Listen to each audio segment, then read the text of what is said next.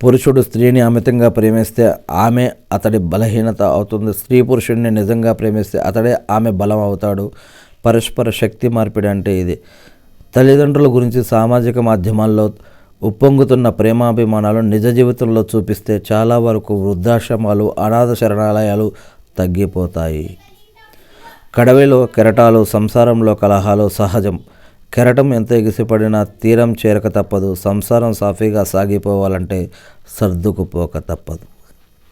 జీవితం ఓ తరగతి గది. గంట గంటకో కొత్త పాఠం, రోజు రోజుకో కొత్త అనుభవం నేర్చుకుని తీరాల్సిందే. ఇంత స్వచ్ఛమైన నవ్వు, మనసులో సంతోషం ఈ వయసులో తప్ప మరే వయసులోనూ పొందలేము. కాలం చాలా విచిత్రమైనది. చుట్టూ 100 మంది తోడున్నట్టుగానే చూపిస్తుంది. మరుక్షణమే నువ్వు ఏకాకివని గుర్తు చేస్తుంది. మనది కేవలం పరిచయమే అయితే మర్చిపోయే దానినేమో, కానీ అలవాటైపోయావు. విడిచి ఉండడం కష్టంగా ఉంది. మనిషి ఒంటరిగా బతకలేడనే భగవంతుడు బంధాలను సృష్టించాడు. కానీ మనిషేమో బంధాలన్నీ తెంచుకొని మరి ఒంటరి వాడవుతున్నాడు. అవసరమైన దానికంటే ఎక్కువ కూడబెట్టుకుంటే తిన్నది అరగడానికి, కంటి నిండా నిద్రపోవడానికి ఎక్కువ కష్టపడాల్సి వస్తుంది.